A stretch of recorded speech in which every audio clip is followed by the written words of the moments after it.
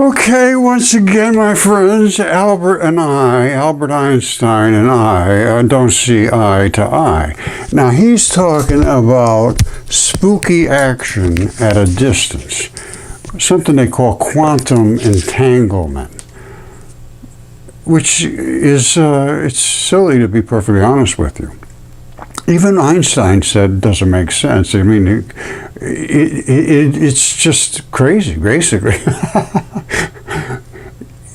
They say that because these two particles are entangled, they've been attached together, if they get separated, they will find each other from one end of the galaxy to the other. They never separate, actually. They're always entangled.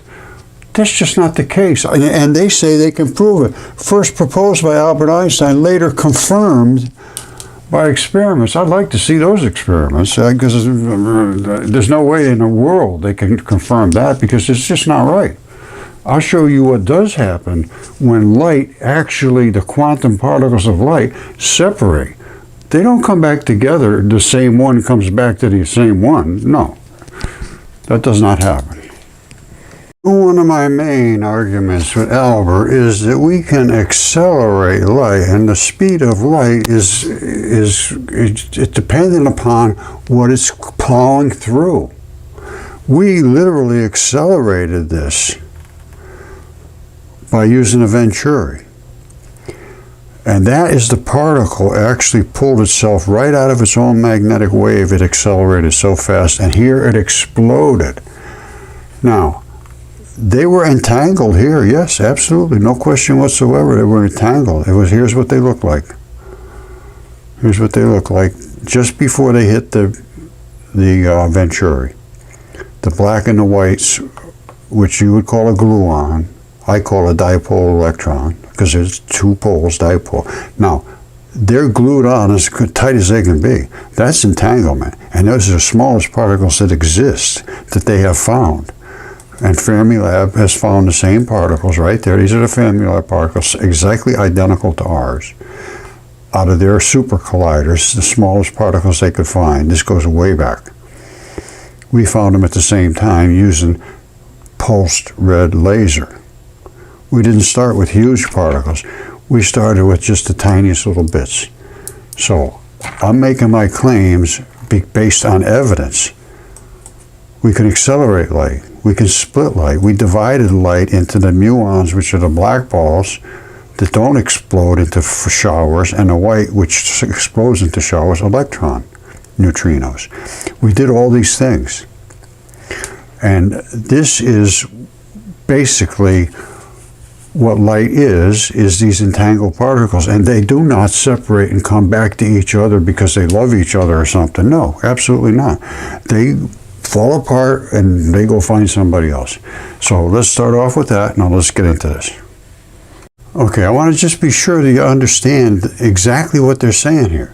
They're saying entangled particles are two or more particles intrinsically linked. Intrinsically. Well, what does intrinsically mean?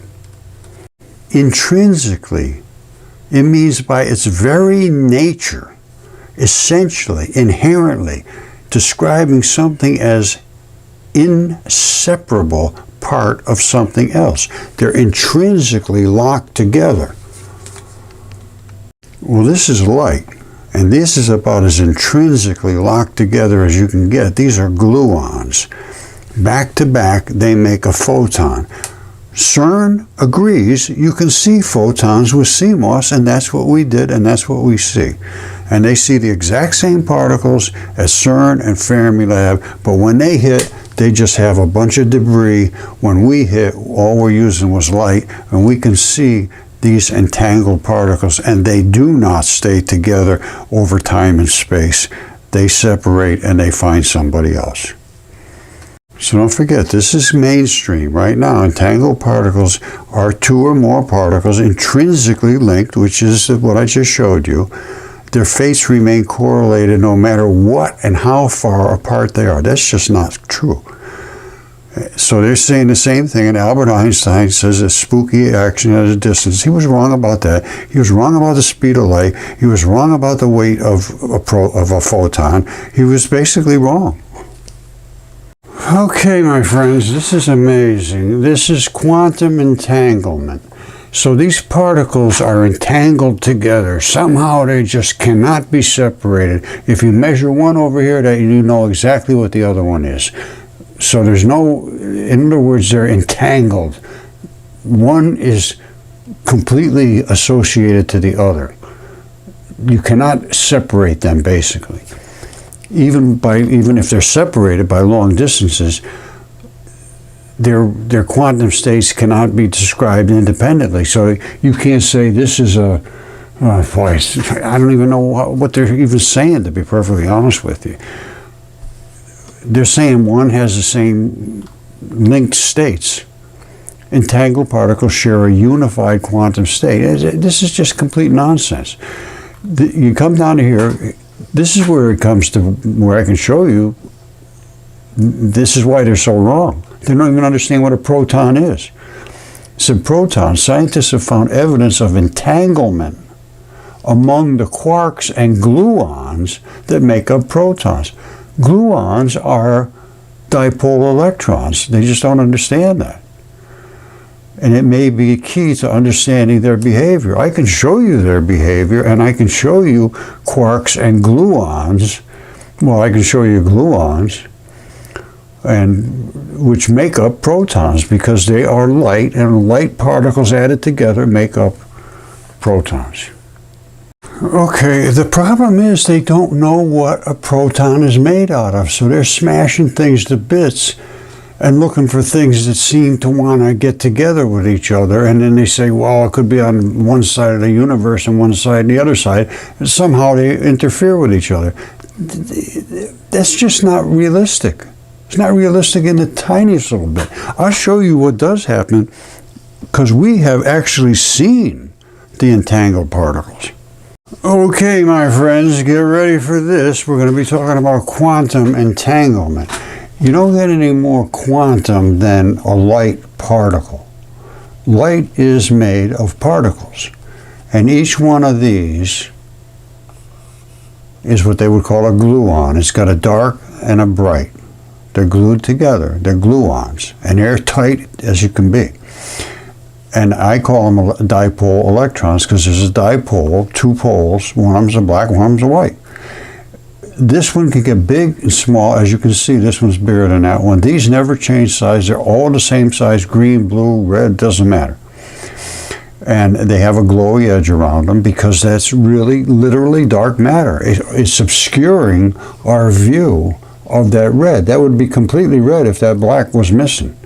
The black is just there obstructing the light from hitting us. That's why it's always a haze around there. They can see these at Fermilab and everything else, but we can see them in extreme detail. And you see this out here?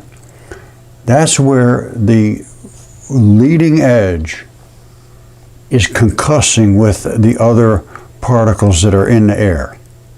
And everything in the air has a magnetic field. So it says, get out of the way, and this charges up as they charge up. So they both glow. This one is behind the black, so it doesn't glow. It gets less and less, it gets bigger and bigger, and then it flops. This one comes forward. This is called downspin. When this one comes forward, it'll be upspin. You see it? But this is downspin. And that, my friends, is a photon.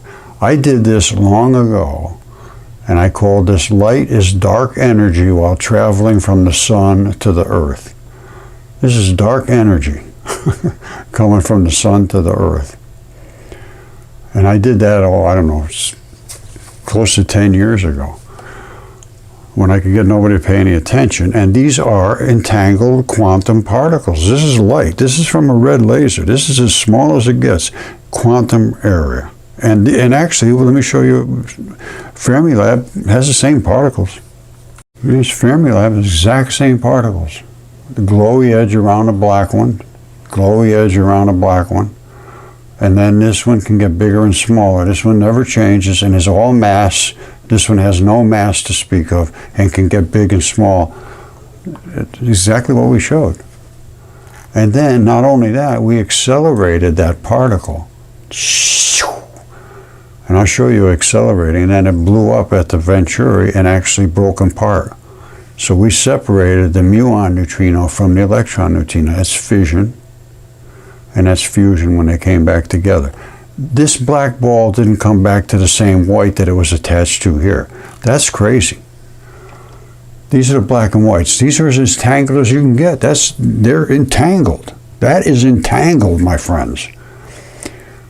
And that black, once it leaves that white, it's gone. And another black comes back to take its place over here. That is not, this black one here didn't jump over from this white one that was here and meet it back over here. No, absolutely not. I don't believe that at all. And this is only the distance of light traveling. So this isn't across the universe. I have no idea how they can come up with these kind of theories and then just say, yeah, we've proved it. I'd like to see the proof. I'm showing you proof of what I'm saying. This, if you could tell me that that black one that was here is going to meet up with the white one that was here, no, absolutely not. I can't imagine that in a billion years. And there is no way that you can make that case. It's just ridiculous. I don't mean to get crazy, but you know, to them, and not to look at this and then throw out that kind of nonsense, and oh, we got a Nobel Prize for saying stuff like that. That's crazy. What I'm showing you here is just nobody can speak against it, and nobody does. Therefore, this is 100% accepted. If it's not 100% accepted, I want to know why. I want to know what my errors are, and then we'll discuss them. But until it will be spoken about, it is 100% accepted by Yale and Harvard, MIT, all of them have to agree that this is true, or they have to step up and speak against it. Otherwise, their statements are meaningless. This is where the truth lies.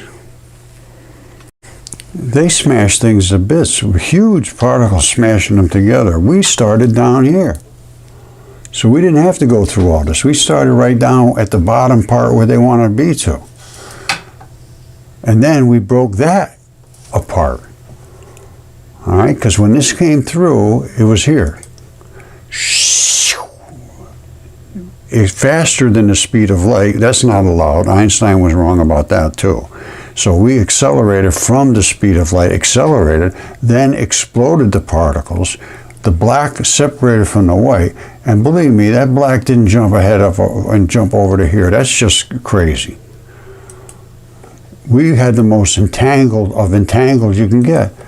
That's pretty entangled, the black and white.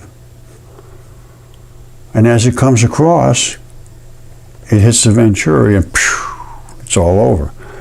But those are entangled particles. But the black one is not going to jump over all those white and connect to the white on the other side. It's just not feasible. If somebody can make that argument, I would like to see them make it. Here, they were together here just a second ago. They were the black and white, black and white. Boom! The black leaves the white. Now, do you think that black one somehow jumped over here to come back to where the white was? No. These whites are going to find any black one that'll be there, and the black is going to search for any white one that'll be there. And this right here is the zone of, you know, the Higgs zone. Because right here, these are creating Higgs fields. If we were looking at this, we would see Higgs fields, which are these. Remember, this big white shower is coming through right there. And here it is. Those are Higgs fields. And they're everywhere. There's billions and zillions of them. Every one of these white particles turns back into a field. And the crazy thing is, it started as a field too. On the other side of this, they were fields very similar to this. Then they got squished and accelerated, and now they're coming back to be fields. But the black was left behind. These found new black particles to interact with. They didn't find the old ones jumping over, catching up with them. It just makes no sense whatsoever. And the green, as I showed, is the exact same particle as the red. No difference, it's just spinning faster. And that, again, I can prove, and here it is. There's the green, much faster than the red. Just pushes the red out of the way, get out of it. It takes off. And it actually makes the red barrel roll. They don't normally do that. They always have an up and down spin. These are barrel rollers. Remember I talked to up and down spin? Those aren't doing that. That's because they got pushed from the green. The green just pushed them out of the way. So that's the exception. You don't see that I've never seen it before, to be honest with you. They're always straight up and down, even if they're going this direction. They're still straight up and down. That's the case for dipole electron flood theory. It holds up under I will talk to anybody about this, and unless they talk to me, it is accepted. If they can make the statements they're making and disregard this with the information and the evidence and the experiments shown, then they're not legitimate. So they're just making things up. I'm showing actual factual evidence of what happens when light interacts in certain manners and is not entangled the way they talk. It's just not true. It's just not true. That black is not jumping ahead to get the same white it lost back here.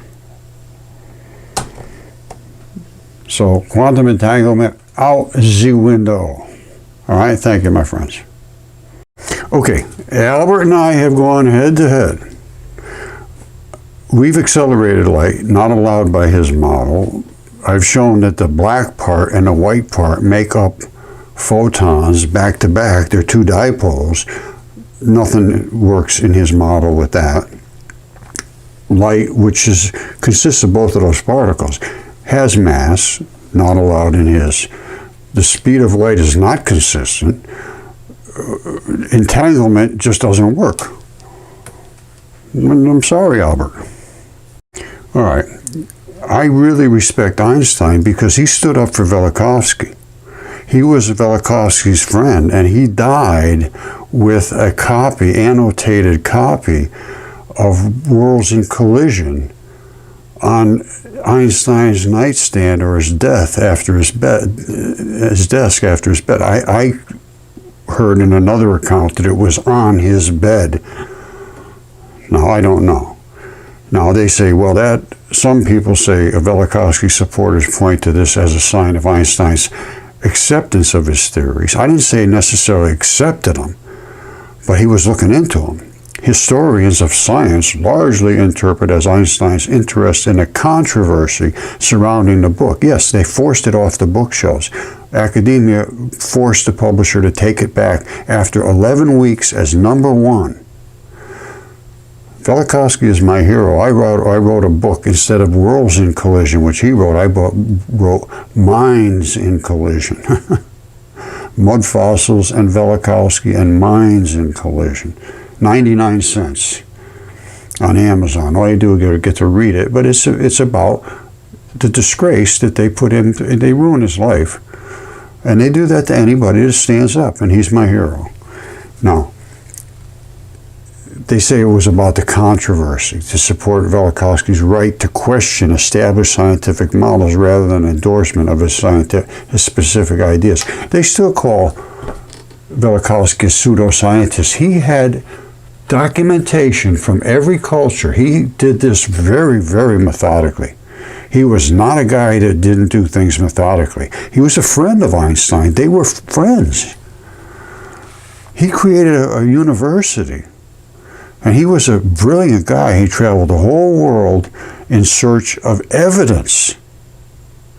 Not just, oh, this must happen, this must happen. He talked to the cultural people. He looked at the carvings, the libraries, the museums, all of the indigenous stories